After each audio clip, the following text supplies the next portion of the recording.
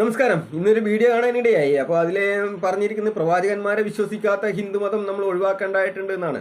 അപ്പം അങ്ങനെ ഹിന്ദു എന്ന് പേരെടുത്ത് പറഞ്ഞ സ്ഥിതിക്ക് ഇപ്പോൾ അതിനൊരു വിശദീകരണം കൊടുക്കാൻ ഹിന്ദുവിന് ബാധ്യതയുണ്ടല്ലോ. അതുകൊണ്ടാണ് ഞാൻ ഇങ്ങനെ ഒരു വീഡിയോ ചെയ്തത്, അല്ലെങ്കിൽ ചെയ്യേണ്ട ആവശ്യമില്ല. അപ്പം നമുക്ക് ആ ക്ലിപ്പ് വീഡിയോ ഭാഗം ഒന്ന് കേൾക്കാം.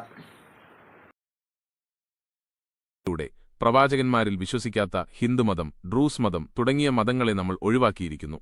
നമ്മൾ തിരയുന്ന മതം പ്രവാചകന്മാരുടെ അത്ഭുതങ്ങളെക്കുറിച്ച് പരാമർശിക്കേണ്ടതുണ്ടെന്നും. അപ്പോൾ വീഡിയോയിൽ ഇങ്ങനെ ഇത് പറഞ്ഞ സ്ഥിതിക്ക് ഇപ്പം പ്രവാചകനെ വിശ്വസിക്കാത്ത ഹിന്ദുമതം ഒരു മോശം മതം എന്നൊരു കാഴ്ചപ്പാട് ചിലപ്പോൾ ഇത് കേൾക്കുന്നവർക്ക് തോന്നാമെന്നത് കേൾക്കുമ്പോൾ എനിക്ക് തോന്നിയതുകൊണ്ടാണ് ഇങ്ങനെ ചെയ്യുന്നത്. അപ്പം ഹിന്ദുവിലും പ്രവാചകന്മാരുണ്ട്, പക്ഷെ അത് മറ്റൊരു വ്യക്തിയിലല്ല. ഓരോ മനുഷ്യൻ്റെയും മനസ്സിൽ, ഓരോ ഹിന്ദുവിൻ്റെയും മനസ്സിൽ ഒരു പ്രവാചകനുണ്ട്. അതായത് നമ്മളൊരു തെറ്റ് ചെയ്യാൻ പോകുമ്പോൾ അത് തെറ്റാണ്, ശരി ചെയ്യാൻ പോകുമ്പോൾ അത് ശരിയാണ് എന്ന് നമ്മളിരുന്ന് ഉള്ളിലിരുന്ന് ആരോ ഒരാൾ പറയുന്നതായിട്ട് നമുക്ക് തോന്നും. അതിന് ഹിന്ദുവിന് മാത്രമേ ഉള്ളൂ എന്നൊന്നും എനിക്കറിയില്ല. ഏതായാലും അങ്ങനെ ഒരാൾ പറയുന്നതായിട്ട് തോന്നും. നമ്മൾ പലരും അതിനെ മനസാക്ഷി എന്നൊക്കെയാണ് വിളിക്കാറ്. അങ്ങനെയുള്ള ഈ പ്രവാചകന്മാർ ഒരുപാട് ഇതുപോലെ മനസാക്ഷികളുള്ള ഒരുപാട് പ്രവാചകന്മാരുള്ള അവരുടെ ഒരു സമൂഹം തന്നെ ജീവിതത്തിന് ഏതൊക്കെ കാര്യങ്ങൾ ചെയ്യണം, ഏതൊക്കെ മനുഷ്യ സമൂഹത്തിന് എന്തൊക്കെയാണ് ആവശ്യം എന്ന് കൂട്ടായി തീരുമാനിച്ച് ചർച്ച ചെയ്ത്, അതായത് ഒരു പ്രവാചകന്മാരുടെ ഒരു സമൂഹം തന്നെ ജീവിതത്തിന് വേണ്ടി ഒരു അടുക്കും ചിട്ടയും സൃഷ്ടിച്ച മതമാണ് ശരിക്കും പറഞ്ഞാൽ ഹിന്ദു മതം.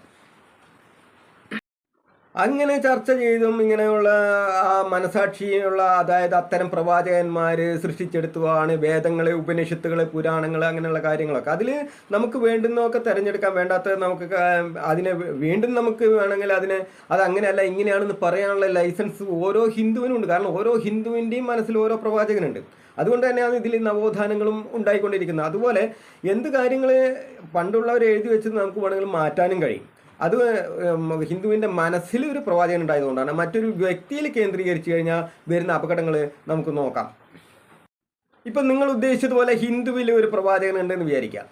ആ പ്രവാചകൻ പറയുകയാണ്, നിങ്ങൾ അരിയിൽ ഒരു ബോംബും കെട്ടിയിട്ട് ഒരു ലക്ഷക്കണക്കിന് ആളുകൾ കൂടുന്നിടത്ത് പോയിട്ട് അവരെ കൂട്ടത്തിൽ ചെന്നിട്ട് പൊട്ടിത്തെറിക്കുക, എന്നിട്ട് അവിടുത്തെ ഒരുപാട് ആളുകളെ നിങ്ങൾ അങ്ങ് കൊല്ലുക, അതിൻ്റെ കൂടെ നിങ്ങളും ചാകുക.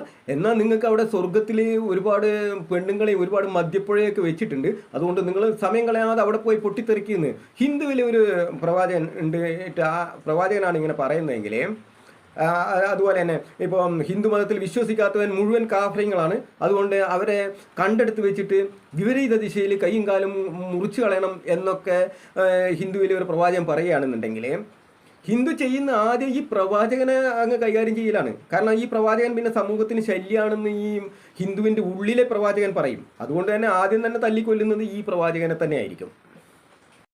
അതുപോലെ തന്നെ ഇപ്പം അല്പവസ്ത്രധാരികളായ സ്ത്രീകൾ നടന്നു പോകുമ്പോൾ അവരുടെ അഭിനിവേശം തോന്നുക, അല്ലെങ്കിൽ ലൈംഗിക അഭിനിവേശമൊക്കെ തോന്നുന്നുണ്ട് എങ്കിൽ, അവരെ പീഡിപ്പിക്കണം എന്നൊക്കെ തോന്നുകയാണെന്നുണ്ടെങ്കിൽ, ഉടനെ മനസ്സിലുള്ള ഹിന്ദുവിൻ്റെ ആ ഒരു പ്രവാചകൻ പറയും, പാടില്ല, അത് നിൻ്റെ അമ്മയോ അല്ലെങ്കിൽ പെങ്ങളെ പോലെയാണ്.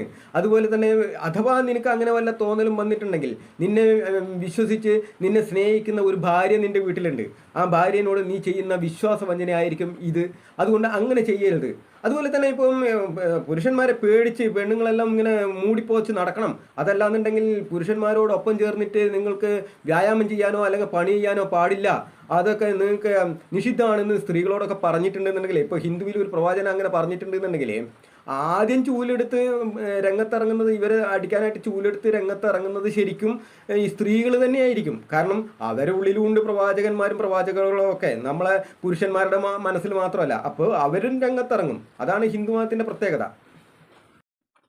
അതുപോലെ തന്നെ ഹിന്ദുവിൽ ഒരു പ്രവാചകൻ ഇങ്ങനെ പറയുകയാണ്, കുട്ടികൾ ജനിച്ചു കഴിഞ്ഞാൽ എട്ടും പൊട്ടും തിരിയുന്ന പ്രായത്തിന് മുമ്പ് തന്നെ അവരുടെ ലിംഗാഗ്ര ചർമ്മമൊക്കെ മുറിച്ച് കളയണമെന്ന് ഒരു ഹിന്ദുവിൽ ഒരു പ്രവാചകൻ പറയുകയാണെന്നുണ്ടെങ്കിൽ, മറ്റുള്ളവർ പറയും, ഇതുപോലെ മനസ്സിൽ പ്രവാചകന്മാരുള്ള ഹിന്ദുക്കൾ പറയും അത് പാടില്ല, അത് മറ്റൊരു വ്യക്തിയാണ്, ആ വ്യക്തിയുടെ അംഗവൈകല്യം വരുത്താൻ നമുക്ക് അവകാശമില്ല, ഓന് പ്രായമായി കഴിയുമ്പോൾ ഓൻ വേണമെങ്കിൽ ചെയ്തോട്ടെ, അല്ലാതെ നമ്മൾ ചെയ്യാൻ പാടില്ല. ഇനി ഭാവിയിൽ ഓൻ പറയുകയാണ് എന്നെ അംഗവൈകല്യനാക്കി, ഇപ്പോൾ നമുക്ക് വെള്ളം കുടിച്ചിട്ട് എത്ര വെള്ളം കുടിച്ചിട്ടും ദാഹം മാറുന്നില്ലാത്ത ഒരു അവസ്ഥ നമ്മൾ ചിന്തിച്ച് നോക്കുക. അതുപോലെ തന്നെ എത്ര സ്ത്രീകളെ കിട്ടിയാലും ലൈംഗിക ആ ഒരു സംതൃപ്തി കിട്ടാതെ എല്ലാ സ്ത്രീകളുടെയും പിന്നാലെ പായണം എന്നൊരു തോന്നൽ എന്നിൽ ഉണ്ടാക്കിയെടുത്തത് എൻ്റെ പൂർവികരാണ് എന്ന തോന്നൽ, പൂർവികരും ആ മതവും ചേർന്നാണ് എന്നൊരു തോന്നൽ ആ കുട്ടിക്ക് ഭാവിയിൽ ഉണ്ടാകാൻ പാടില്ല. അതുകൊണ്ട് നമ്മൾ ഇപ്പോൾ അത് ചെയ്യാൻ പാടില്ല, അവൻ പ്രായമാകുമ്പം വേണമെങ്കിൽ ചെയ്തോട്ടെ എന്നാണ് ഇപ്പോൾ ഒരു ഹിന്ദു പറയുക. അതേസമയം ഒരു വ്യക്തിയിൽ കേന്ദ്രീകരിച്ച പ്രവാചകനാണെങ്കിൽ അങ്ങനെ പറയാൻ കഴിയില്ല.